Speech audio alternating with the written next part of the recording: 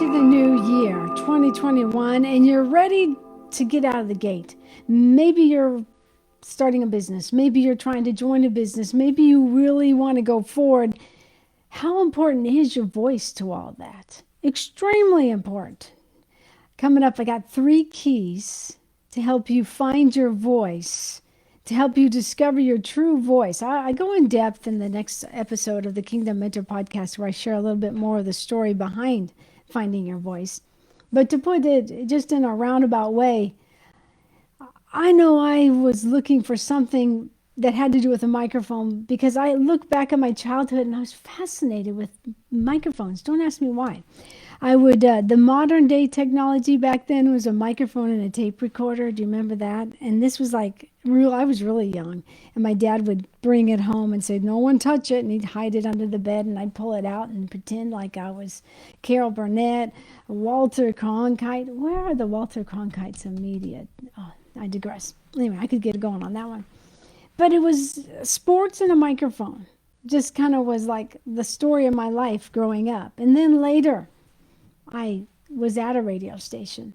I retired after 15.5 years, just looking, really looking for my voice. I share more of that story in the episode of the Kingdom Mentor podcast. But I want to ask you, how important is it discovering your voice for, even as a mom, as a marketplace person, how important does that play in your identity even? So I was thinking about this.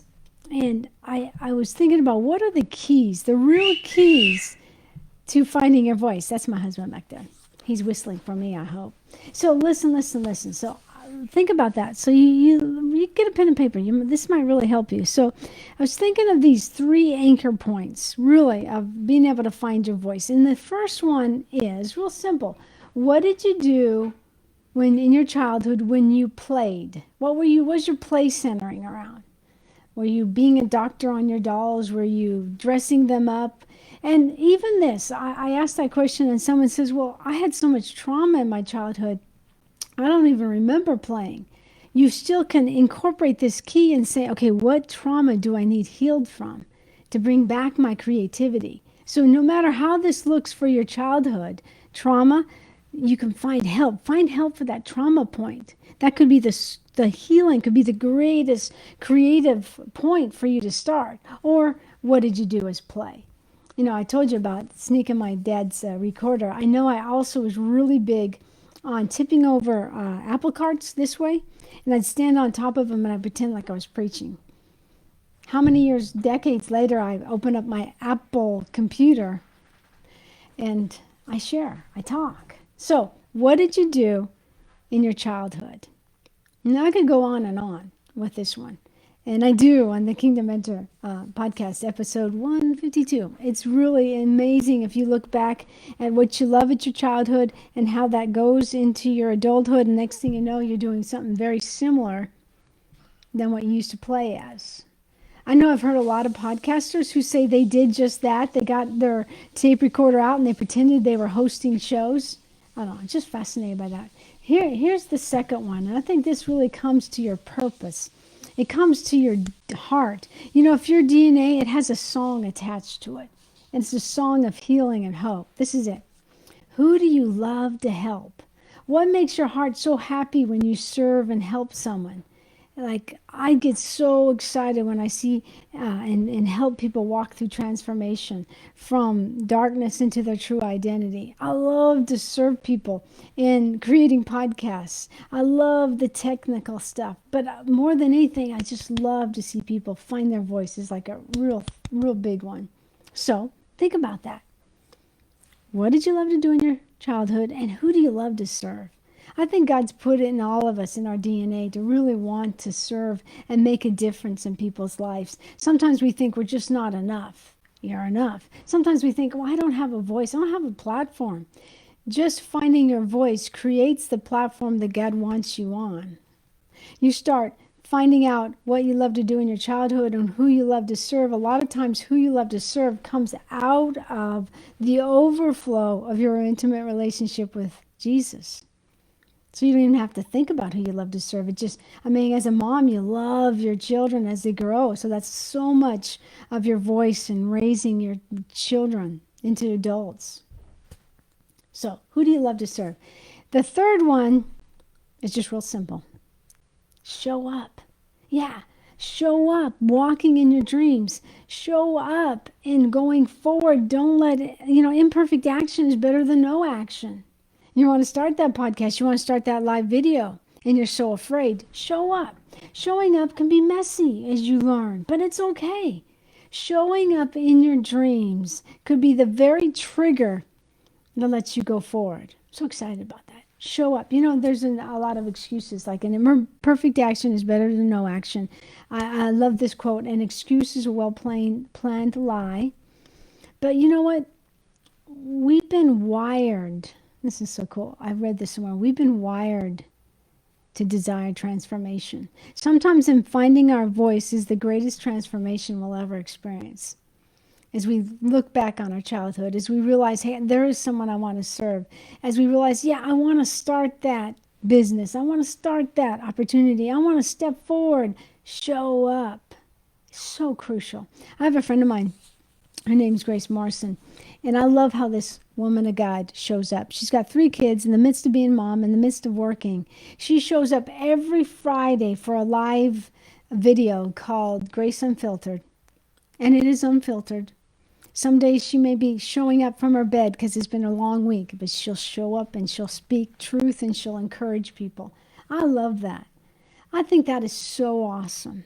I think of the times when I showed up but I thought I had a bad hair day, but I still showed up. I remember 2008, I was past my radio days and I was studying marketing and I really love video, but I was like, I had a bad hair day. I'm like, oh, I'm not gonna do a video. I'm having a bad hair day. And God said to me very quietly, put your ego aside. It's not about you. It's about the people you're talking to and the message of hope you may have. It's like, oh, okay.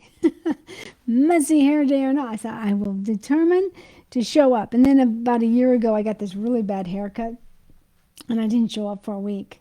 And then I'm like, wait a minute, what did I say in 2008? I'm going to show up. Show up can be messy.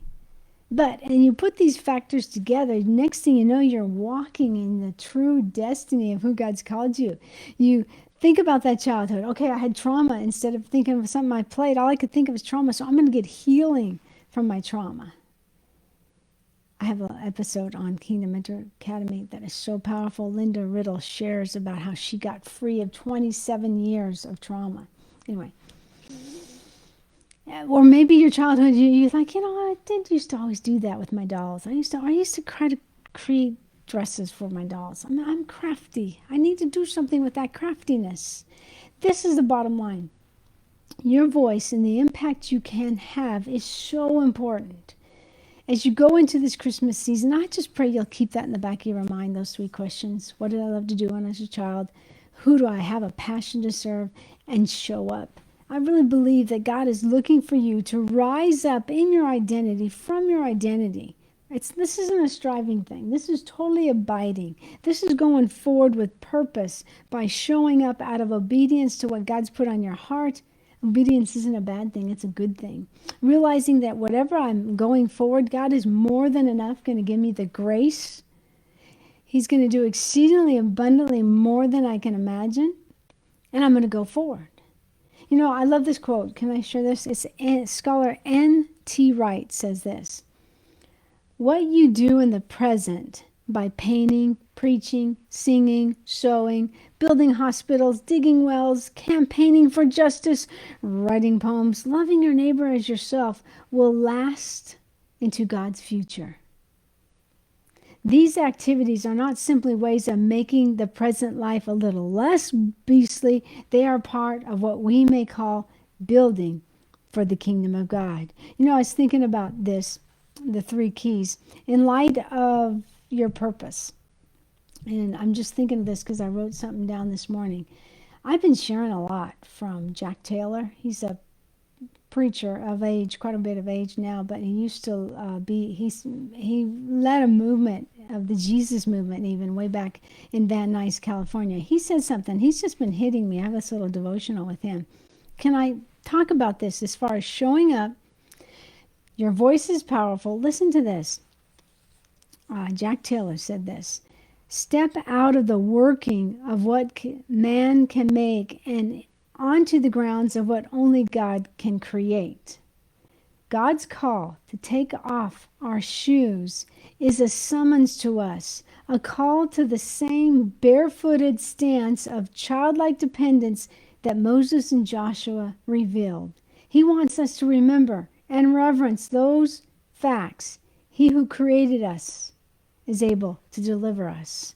He who appoints his purpose in us is able to accomplish it through us. Jack Taylor. It made me think of Proverbs 27, verse 1. Never brag about the plans you have for tomorrow, for you don't have a clue what tomorrow may bring to you. Or that other verse, don't say, I think it's in James, I'm going to go to such and such place. I'm going to ask God. And if you think about it, your voice is so wired into your DNA. Your voice is part of your identity. As you walk in your voice, as you find it, you discover it, you find you're walking in the created plan of God for your life, your purpose. That's exciting. That gets me excited. Can you tell? So I just want to encourage you today. And I think as we go into this holiday, I want to challenge you to use your voice in this way. I challenge you to use your voice to speak kindness to a relative, maybe. Maybe there's been friction. I challenge you to use your voice to make a difference this Christmas season. Maybe it's going to be that first live video that you're going to go on. I know I talk about voice as far as this, but your voice could be a painting. Your voice could be in something creative. Your voice could be in that book you're writing. Your voice could be in your voice at home. Your voice, who you are. I know some moms whose voice is in making these really awesome sugar cookies, and that's my favorite cookie. I love sugar cookies over Christmas time. My husband's a great chef and baker, so I'll have to ask him.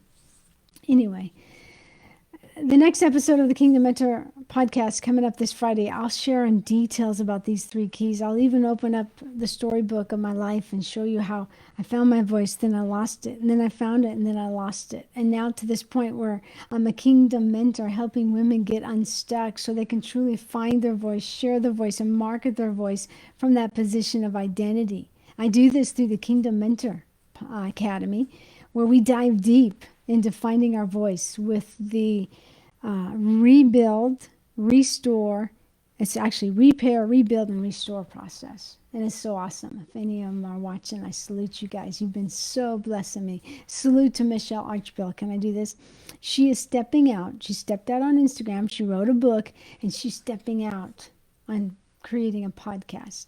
She's found her voice, found the people she loves to minister to. She's kind of like a godmother, has such identity, has such a connection to the Father's heart. So I'm just celebrating. She's finding her voice and going in the direction. She has another book she's about to write. So just encourage you with that. And more than anything, I just wish you Merry Christmas and have a Happy New Year.